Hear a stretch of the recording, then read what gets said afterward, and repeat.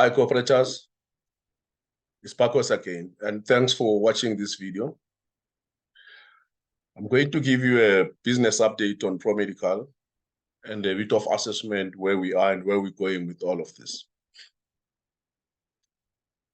Just a little bit of a background, as we all know,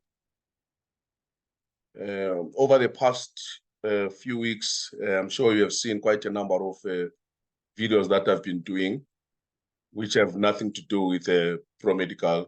Those were videos that were focused on community projects that we're doing, especially the Project 2024 on general elections, which we're still pursuing very much. But I thought that maybe let me pause a bit and give you an update on the business side of things at ProMedical.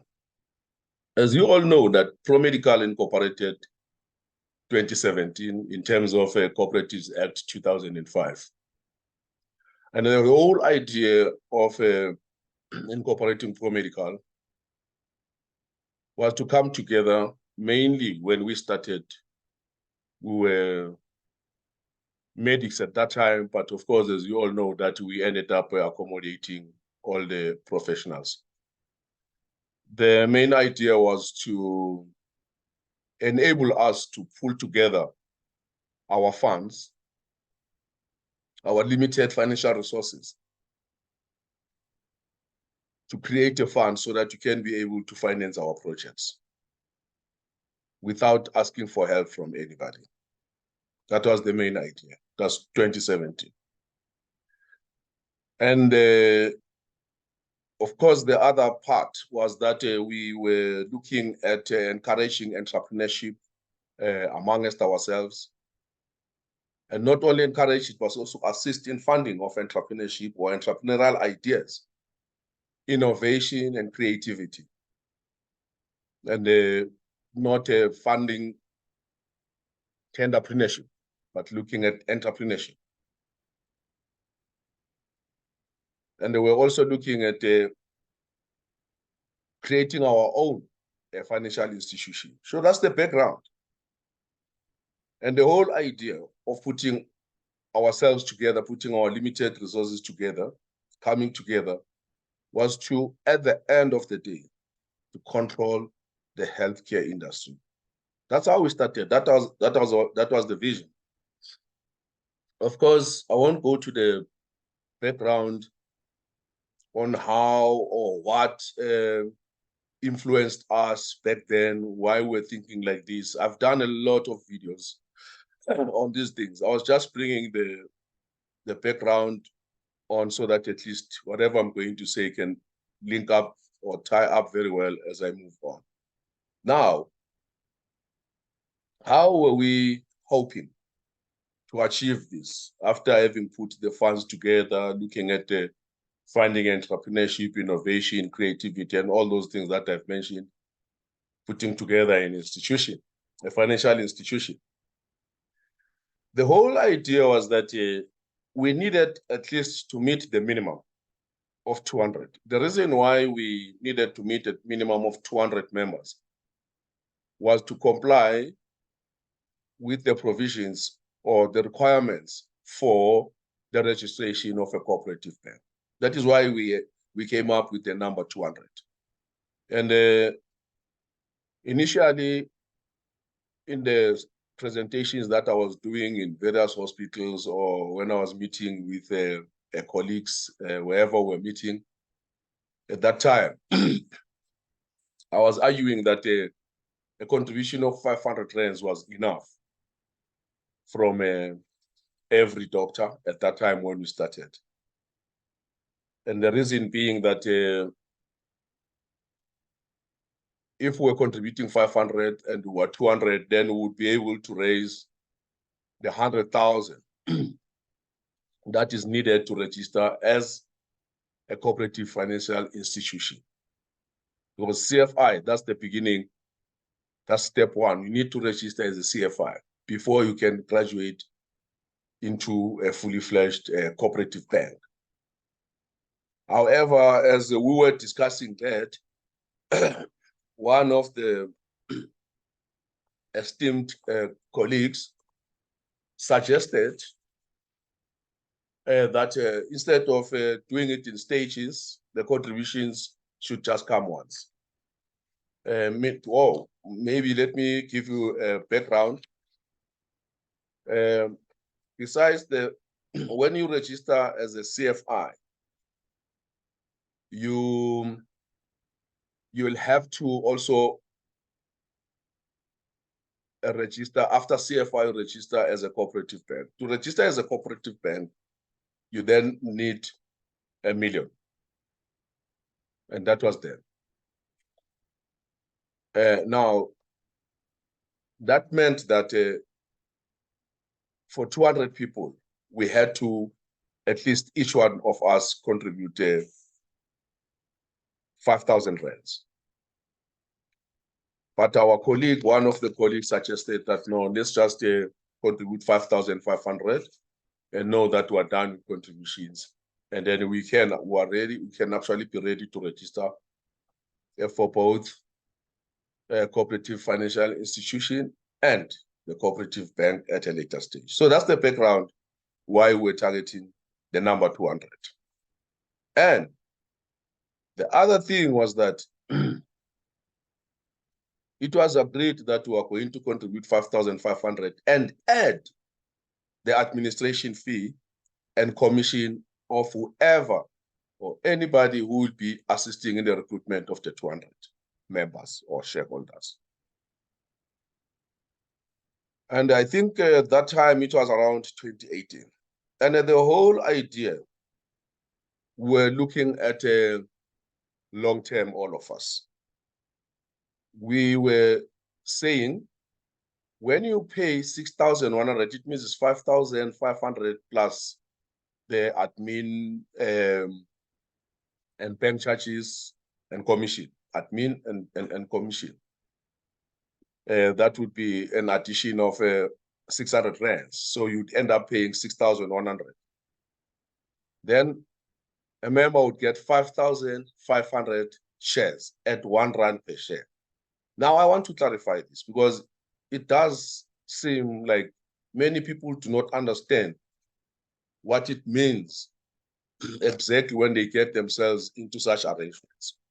When we started, we understood that when you buy shares in an organization, you will then wait until the dividends are declared. That's what we understood. That's what we made it clear from the beginning, and we even encourage people to familiarize themselves with our constitution and with the Cooperatives Act. What does it provide? So that was the understanding from the beginning. So around 2018, I resigned as a chairman. Remember, at that time, I started finding it difficult to chair a meeting because I would find myself being the originator of a deal, being the organizer of a meeting, and being the chair of the meeting, and also trying to explain myself on a deal that I've identified and taking questions from the floor. So I found it not to make any sense anymore. Hence, I decided to step down as the chair, and then I requested that the members appoint a chairperson, treasurer, and the secretary. And then me, I would go to the trenches, meaning that to do sales and marketing. In fact, not only sales and marketing, I specifically wanted to look at building ProMedical as a cooperative, looking at the sales and marketing, deal making, fundraising, and also recruitment of members. Although I did not limit this to myself, I made it clear to everybody that every member of the cooperative can do this. I welcomed everyone who wanted to learn how to do these things to call me, We can work together. I can show people how these things are done, if maybe people have not done them before. I resigned 2018, and of course, we kept on having meetings now and again whenever possible. And between 2018 and 2019, there were a number of business negotiations, with various organizations. Some negotiations were around the funding of our projects. Some negotiations were about partnerships. If, for instance, you talk about Safari, sorry, I've got a terrible flu. If you talk about Safari, we had negotiations around funding of RTPS project by business partners, partnership relationships with Intercare. We found ourselves registering our own medical insurance. So many things. And the reason why we were doing all those things is because one of the things that we said from the beginning was that we needed to control health. And to control health, we needed to have our own health infrastructure. We needed to have our own, most of the doctors, of course, they do have their own offices, whether it be surgery or whether they are working at hospitals, they have got rooms, whatever. At least there is some form of infrastructure. Some owned, some rented out, renting, some, of course, free. It depends. And we needed to have infrastructure in the form of medical centers, clinics, hospitals, rehabs, step downs, and so forth. And not only did we want to have that, we also wanted to control the patient movement.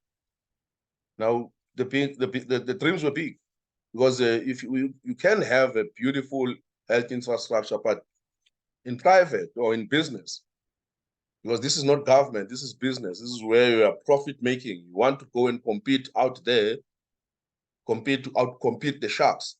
So you had to play the game by the rules that are used in the game. And we wanted to control the patient movement. Hence, we ended up with emergency medical services that we set up, those vehicles that I always talk about. We also went all out to also register our own medical insurance. So those are the things that we did in that period, 2018, 2019 period. And of course, 2020 came, and then with its lockdown, COVID lockdown. Around that time, our membership had grown to a point that we had some form of financial reports. Of course, we're now and again having these meetings where we would report to the members and to show them where is their money and how their money looks like, and what are the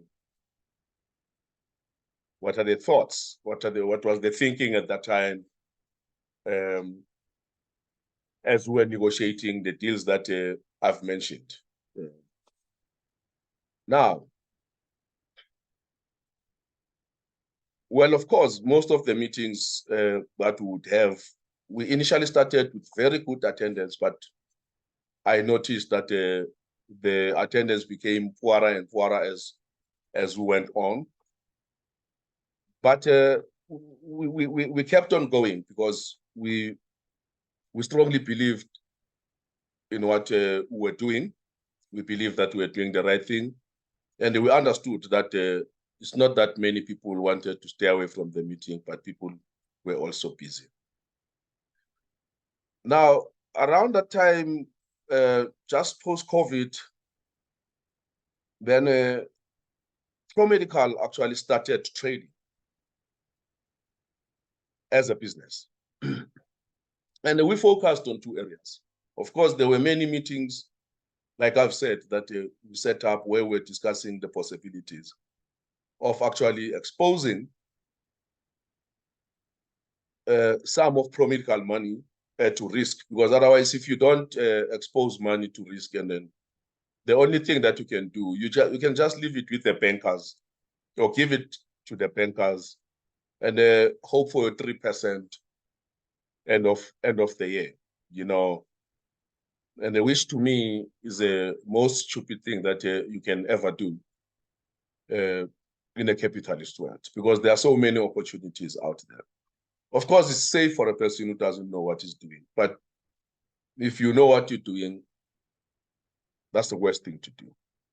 So we ended up taking certain financial decisions in the interest of ProMedical, not only to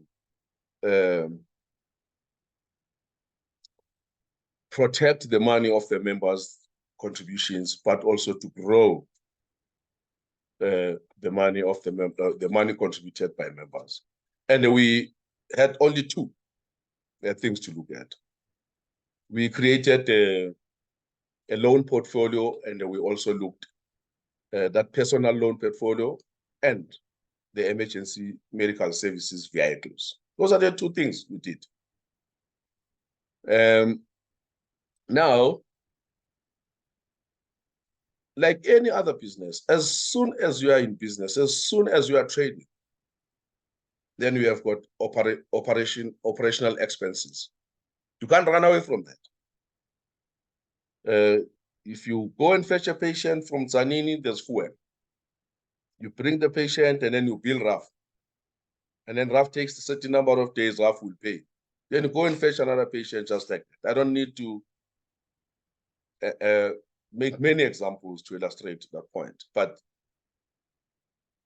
they are expenses. If you extend a loan to members, mainly these loans were extended to members of the cooperative at 30%.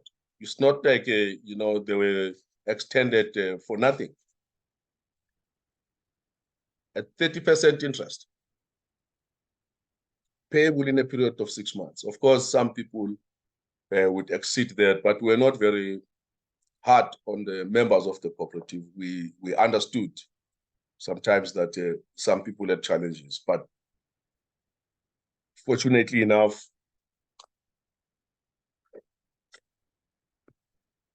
they would eventually pay. And then we still, even today, receiving quite a number of payments from people who have who have borrowed money from the cooperative.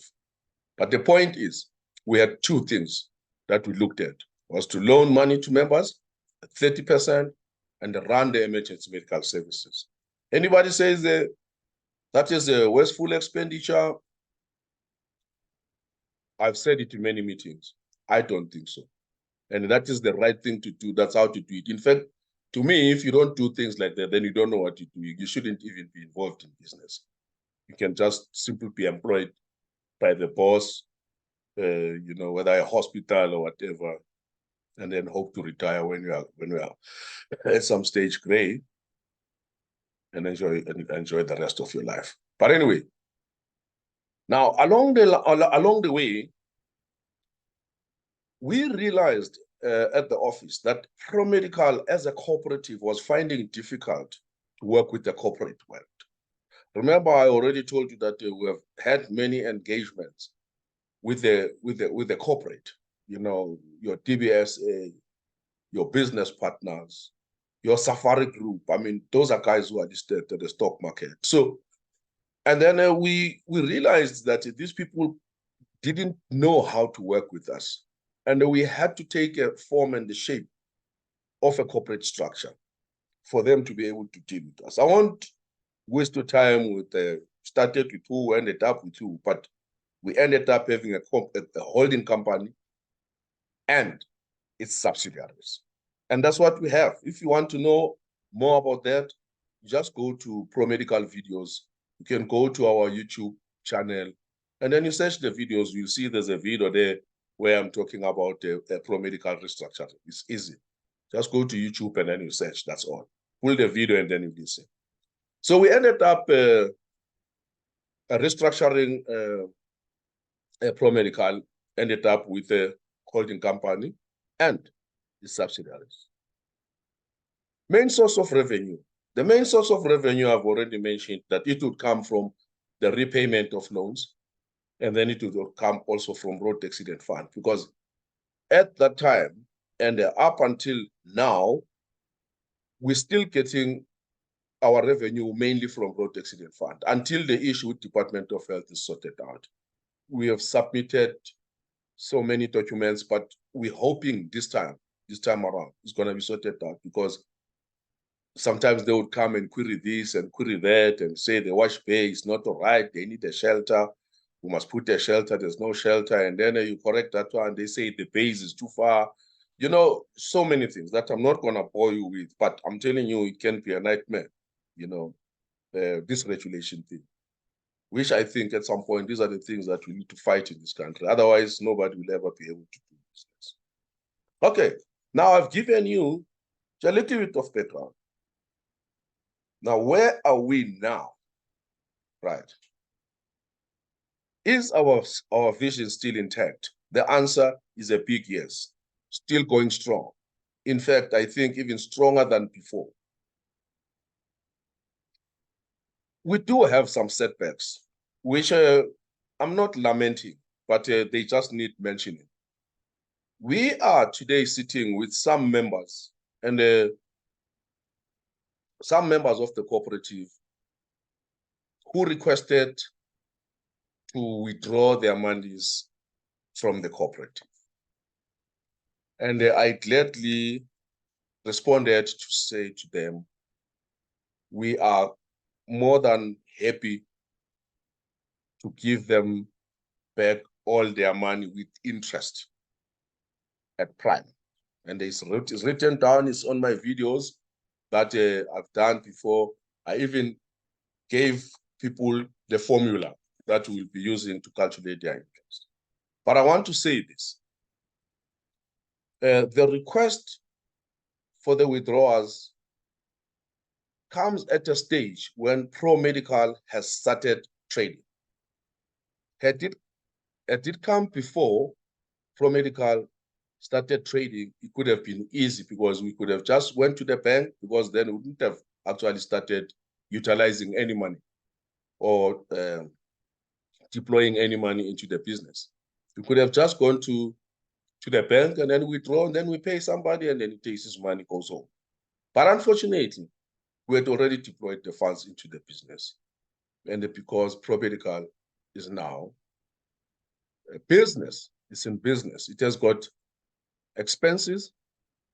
And unfortunately, Pro Medical, the subsidiaries, because remember, we're operating with subsidiaries, they are still performing below break-even point, meaning that we are still having the expenses that are more than what we are making. But having said that, I then entered into an arrangement with these honorable members to say we will pay them in chunks, and we have started paying.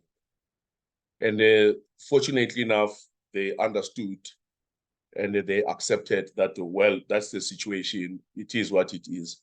And then they accepted that that's how they are going to receive their money. But I also promised them that they would receive it with interest, because it is the correct thing to do. One, it is in law, and also it is in our constitution. It is in the act and it's in our constitution. It is the right thing to do. I wish we had all the money in the bank, because we could have just paid them over, boom, just like that, at the click of a button. But we hope that we'll be able to settle them in few weeks to come. Yes, it did. It does weaken our financial position a lot. but it is what it is. So it needs to be done and done fast to protect the reputation of ProMedical. Remember, if ProMedical can be able to reimburse people their monies that they have actually entrusted ProMedical with, that is a good sign that ProMedical can be trusted. And that is what we will live with for as long as we're in business. Now,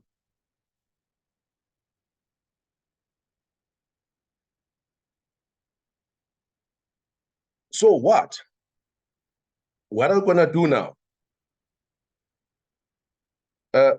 ProMedical, first of all, wanted the following, guys.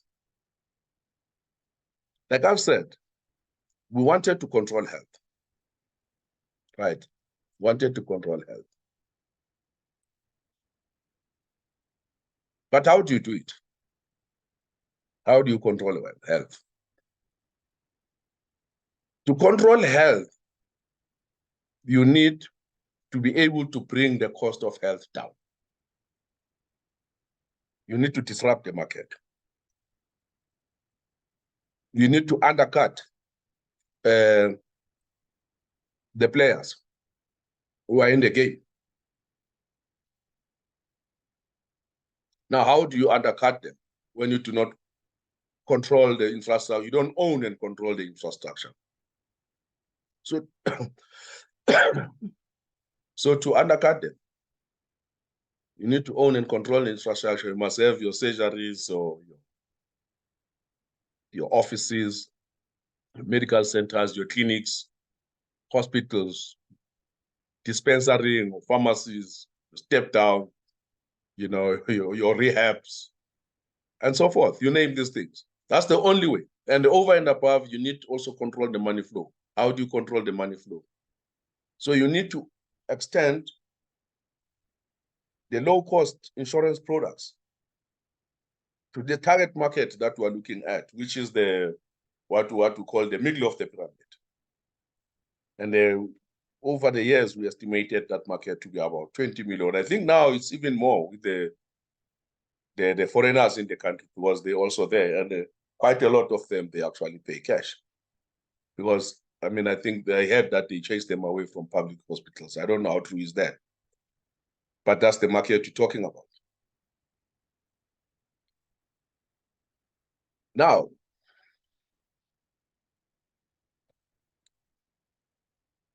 to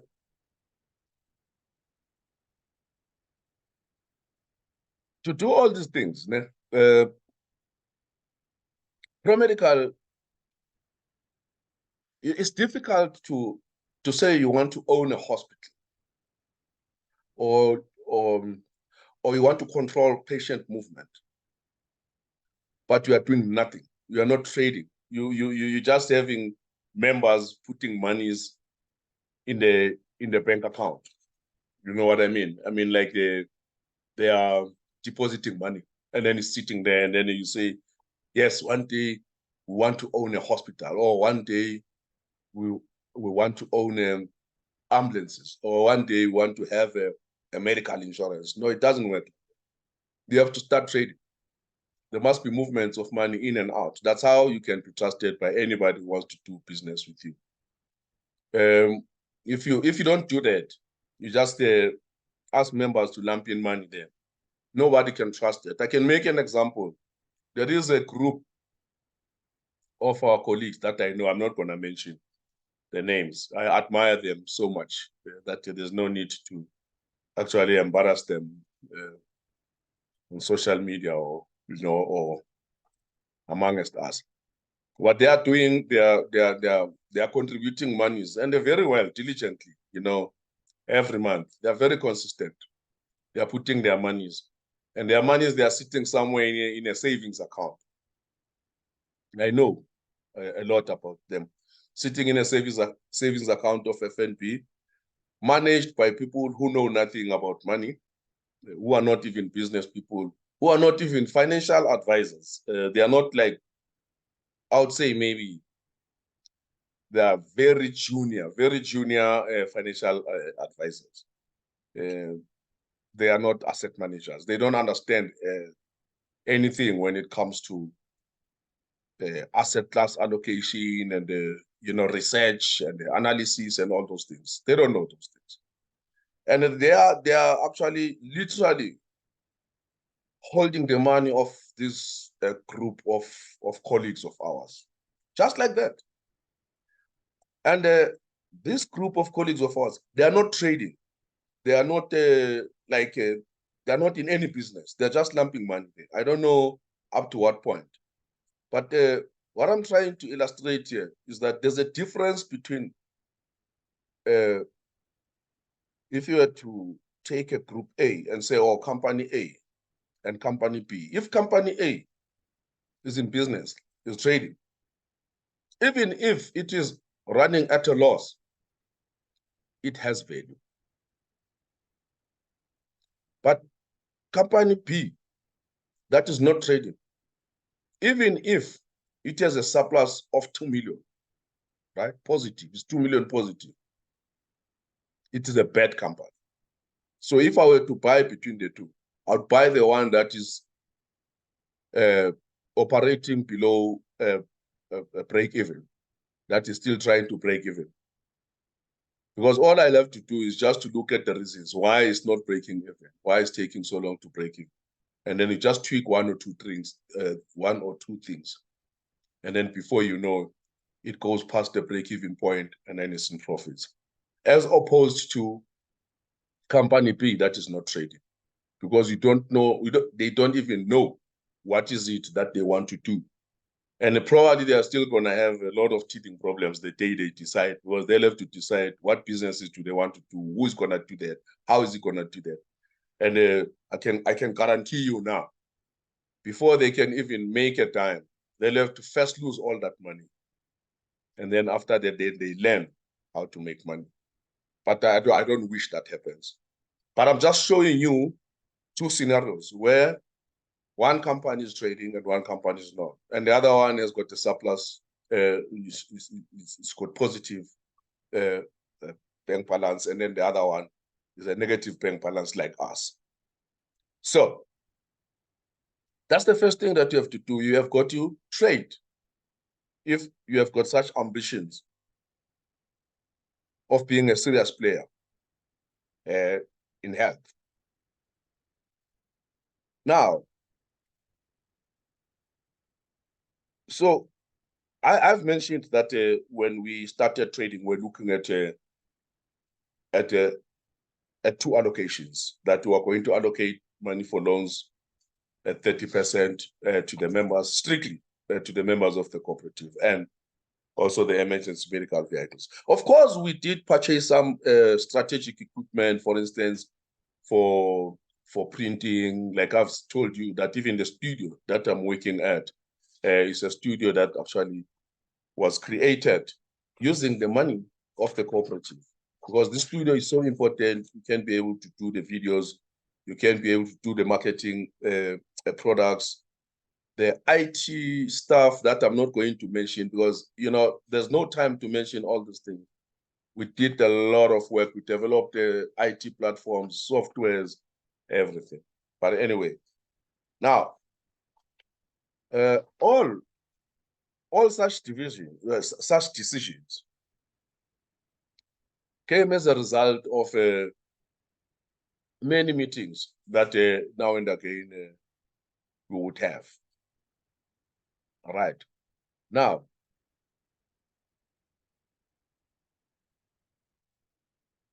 what about the projects? I'm not going to waste time and talk about projects that didn't fly. Let me talk about the projects at hand now, what we have at hand. One of the projects that I'm busy with, but fortunately enough, it didn't take me a long time. I don't know whether it's because I'm gaining more experience now or what, but I was lucky. I was invited to an auction where a hospital in Forsberg was going under the hammer. And some couple of weeks ago, it's a month, somewhere there, okay? Not a couple of weeks, probably a month and few weeks, 1 month, 2 weeks, somewhere there, right? And cut a long story short, that hospital went for 37 million.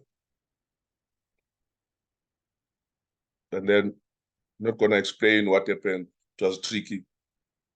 But anyway, I decided to bid up to 37 million. I got it. And then I went to look for the funder. I got the funder. The funder, his business partners, decided that he's going to fund the entire deal, both the property and the business. Just a little bit of description of the property. It's about 4,000 square meters, 4,200 square meters under the roof. Can park about 60 cars inside the premises, about another, I think, 20 cars outside. 4 theaters, 30 beds. We still have a lot of space where we can put some more beds. And then we can even put casualty there. Brilliant, beautiful. The building is still intact with a generator, UPS, perfect. And they're still up and running. Got the funder. But as you know, guys, there's always a catch. Right. Now, the funder made it clear to me that, look, they are not going to fund this thing and just fund it for the cooperative. The cooperative will have to put forward 4 people, what they call the jockeys, the people who are going to sign surety. Okay. Now, when you sign surety, in their terms, you need to have a personal balance sheet of at least above 1 million. And then they want a CV, and then they will do a background check. So it means your credit bureau status has got to be clear, and all those legal skeletons, they should be out of the cupboard and probably flush them out of the house. And so basically what am I saying to you now? No skeleton in Yana, clear a credit score, show affordability, personal balance sheet, not business balance sheet, personal balance sheet above 1 million. And then you can come, call me or WhatsApp me, come as a jockey to come and sign a surety on behalf of ProMedical. Meaning, when you sign a surety and we're 4 of us, come join me, I'll be part of that. Then we sign a surety, and then the business partners are going to fund, then we start operating in that hospital and start making money. Don't ask me where we're going to get patients. That has been sorted out. Remember me, I don't touch anything unless I know what I'm doing. So I know where the patients are going to come from. In fact, we have been struggling to have our own infrastructure, our own hospital, where we can control our own theater time. Right now, we're struggling a lot because we're working in other people's hospitals. And I've said this many, many times, guys, that our biggest problem, we own nothing. We're just glorified employees. We're going around begging people. We're begging everyone to give us please give us theater time. Please, can I work in your hospital? Please. And that is our biggest problem, especially as Black people. It annoys me because we're supposed to be having our own things, and then we can. I'm really pleased to see some of our colleagues having their hospitals, but sometimes I think they also limit us a little bit because, you know, they sort of follow the model of the known players. I don't want to go down that route. Okay, so those people, the 4 jockeys, you can call them 4 sponsors of the project. Then once we have now signed the deal with ProMedical, with the business partners, and the project is funded, the transaction goes through, then we'll then sit down and issue shares and say this portion of shares is going to ProMedical and its members. But I repeat, I need 4 people. I need 4 people, okay? Okay, I need 4 people who are gonna join me. Just send me a CV, send me your personal balance sheet. If you want any clarification, drop me a WhatsApp. You can call me, and then we take it from there. The other thing, still on projects. I need people who are going to run 5 casualties. In fact, let me not call them 5 casualties, because once you say that, you tend to scare people. 5 medical centers. And I need them just like yesterday. And those 5 medical centers are going to run on a franchise model. I'm not going to go to town about these medical centers. I need 5 people. There will be more that we're going to roll out. But for now, I need 5 doctors, medical doctors. And then we'll then advertise how many physios, how many what and so forth. But if I can just have 5 medical, because when you start a medical center, you need a doctor. That's the first thing that you need. You need somebody who's going to come and commit. That's the person who's going to be in charge of the franchise. And then after that, that person can then sign up with the other people that will be coming what you can maybe call sub-franchisees. But we want to deal with the main person. For health professionals, I struck a deal with a company that installs solar panels, inverters, and batteries, what they call a UPS, for alternative power supply to your house. And the good news is, I negotiated this deal that we don't pay a cent when they install these things in our houses and our residences. Nothing. All you do, you just pay your electricity bill, just like you pay your electricity every month. If you are paying 2,000 per month, that's what you'll be paying. That's the thing. If you were to install these things in your house, they can be very expensive. UPS and solar panels, those inverters and batteries there, they can be very expensive. You can pay anything, 100,000. Sometimes you can, the lowest I know is about 65,000. You can pay 100,000, 150, depending on what you're looking. But this is what this guy, this company is giving us. Guys, I don't know how many times I should repeat this, but let me repeat.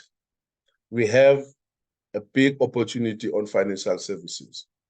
Pro Medical was registered long ago as a financial services provider to advise and be an intermediary. Up to today, I told you, I said it's millions that is supposed to be coming to Pro Medical via these commissions that we could be using to actually advance ourselves. Because all of us at Pro Medical, we have got life covers, we have got disability, we have got sickness benefits, dread disease, we household insurance, we pay for insurance for our houses, our vehicles, we insure our businesses, but we're using brokers outside Pro Medical. And yet Pro Medical is actually the broker. I still want to get an answer. Why is that? I've spoken to many of our colleagues, and they agree, yeah, no, it's brilliant, it's brilliant. But let me tell you something. When it's time to do it, no, they don't do it. They prefer to go and talk. I don't know why. Or maybe it's a dislike of what you own. I don't know. But guys, it's not right. That's not how you win in a capitalist world. In a capitalist world, you win by being a team. You play as a team. When you play as individuals, you don't win, you lose. The people who win are people who are far away from you. And unfortunately, these people, they don't care about you. They don't know you. They just know you as a client. They have nothing to do with you. All they just need your money. And then you happily hand over your money to them religiously without faith. I said to you guys, if we can do well in financial services, if we can do well on the brokerage side, and at a later stage, we manage to register our cooperative bank, at some point, we'll have enough money to go and register as an insurance company. It's easy. We go to Gut Risk. If we have got our numbers, we go to Gut Risk. Gut Risk will give us accreditation, and then we start our own insurance company. We can have everything. We can have our professional indemnity under one roof. We can have our life cover, we can have pension fund, our provident fund, we can have everything. But no, we don't do this. I don't know why. I honestly don't know why. Maybe somebody can just drop a WhatsApp and tell me the reason. What are you benefiting by having this person being a broker? Because all you have to do, you just change your brokerage to ProMedical. ProMedical is, it took pains for us to do this. Pains. And now we have it. No, it's not happening. You see? So now, where are we going to go with this? You get what I mean? So please, guys, let's take ourselves seriously. It's about time that we circulate the money amongst ourselves many times. Let us not be short-sighted. Let's not be irritated or worried about legal things. Legal things don't matter. We need to go for serious stuff. We need to control industries. We need to control health industry. The next industry we need to play a significant role at or in is the financial services industry. We need to go in there and disrupt it. Guys, we developed a practice management software and we're offering franchises to members of ProMedical. And ours is different. Many of these companies, they provide practice management softwares. Yeah, some doctors, and it's so sad, you know, our colleagues, they are using these softwares that they pay so much money for. They pay almost 1,000 rand per month. And we come and give a software for free. Oh no, I don't know, for whatever reason, it doesn't fly. Now, we have this franchise that we are extending to people. We say, please, we'll train you for free. And we add bookkeeping and accounting on this. At no cost for the training, by the way. And the only thing, there will be just a small fee that the client pays when he transmits the claim, what we call a switching fee. That's all. Training is free. You set up your own business. We show you how to set up a business, how to market, and you make your money because you are a member of ProMedical. You are with the right people, and then we're setting you. This is about entrepreneurship. It's about innovation. It's all about the things that we were set out to do from the beginning. And that's why I told you that our vision is still alive. It's still going strong. Still the same vision. In fact, it's even stronger than before. Give me a shout, drop a message, drop an email, drop a WhatsApp, and let's move. The big question, how long? How long must we wait? How far are we? Oh boy, I wish I could answer that. But let me tell you, the answer, how long we're gonna still be poor, I'm not sure, but I can feel it and I know it's not too long. It's not gonna be long. It's not far from where we're going. If it can take more than 3 months from now, I would be very worried. That's all I can say. The reason why I'm saying it's not far, we've learned a lot. We've learned a lot of stuff in the past years. And we have also learned not to rely on members' contributions only. We've learned that as well, because if you rely on members' contributions only in executing anything, it will take forever. It drags and drags because, you know, for people to sign debit orders, oh boy, you know, many people tried to put some lump sums. And, but, you know, when you put a lump sum, it's also a bit scary, you know, because now your expectations, the problem is expectations in terms of time. You know, a person who has put in a lump sum, sure, it becomes a problem. And that's why you start seeing these withdrawals, because people, their money is now, they've been held for a long time. They're asking themselves, hey, is this thing gonna work? What? No, maybe it's not gonna work. And I see maybe now Dr. Mkhulisi is starting what he's talking about, the mass democratic civil movement. Sure, hey, maybe he's lost focus now. He's no longer interested that much in pro-medical. Or maybe our investments are not, or our contributions are not going to grow anymore. So it becomes complex. But let me tell you, the reason why it's not going to take any long, we're not going to rely on the members' contributions. We rely on funding, on the funders. So the funders are on board. All the deals, fortunately enough, we have learned how to get the funders on board. We have learned how to work with certain funders and not work with others. But I want to repeat this. I want pro-medical people or pro-medical members to call me and say, I am one of those people who want to come and sign surety as a sponsor. If you don't show your hand, I will have no choice but to appoint some businessmen that I've identified who can assist us to acquire these hospitals, and then we'll then later on create certain shares, share structure that will accommodate pro-medical. So it's not going to be too long. Our story is a success story. Pro-medical story is a success story. I will never give up. I'll never give up on this dream because I had a dream that said I need to see medical doctors, health professionals in governments being wealthy. Not what we see every day when people complain left, right, and center of being overworked, underpaid, losing interest, even being at times very irritable, not only, to other colleagues, but irritable even to patients. And there's nothing that hurts me like seeing our colleagues being pushed around like punks, in these hospitals, pushed around even by juniors. I mean, people who are so junior in the clinical setting and pushing around, especially doctors. It hurts me, because I know how much we sacrifice. You go to a hospital even when you are sick. You go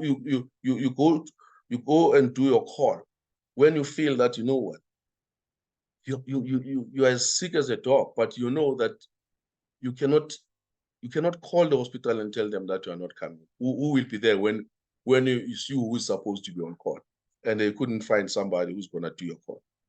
You go and do a call even when your child is vomiting in the morning. You wake up in the morning, they tell you, no, the child is vomiting.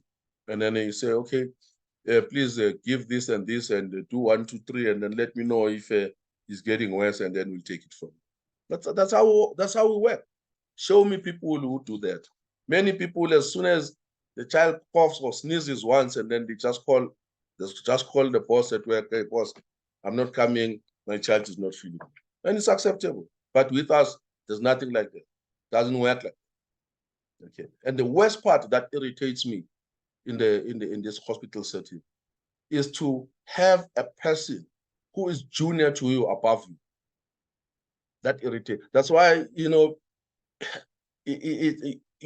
find it's embarrassing. You find a specialist.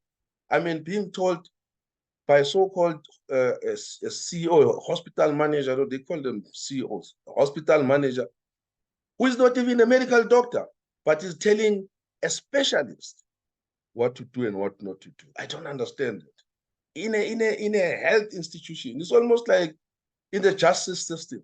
You'll have a judge being told by a paralegal.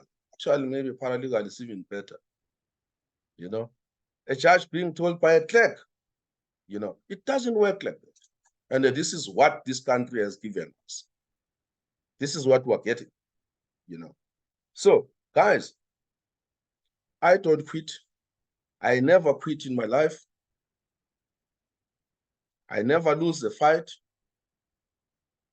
If I lose a fight, it's just a lesson. I lose it. I pick up the lessons, prepare for another fight or a refight. If I lose, I take some more lessons, and then until I get to the other fight, and then I win. I know that the losers usually quit. And the quitters never lose. Because they run away.